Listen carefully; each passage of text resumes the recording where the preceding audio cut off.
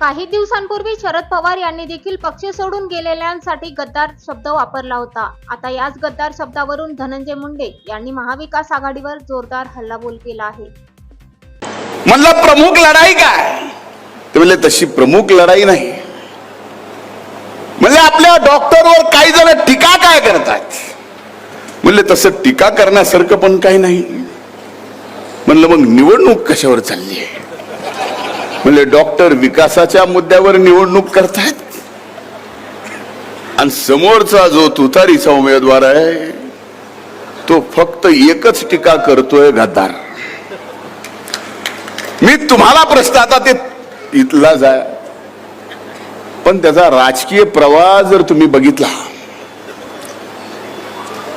कदाचित ज्या राजकीय पक्षाचे चिन्हच तुम्हाला माहित नसतील तेवढे सोडले तर ह्यो घरी सगळ्या चिन्हावर उभा राहिला आणि ह्यो आम्हाला म्हणतोय गद्दार.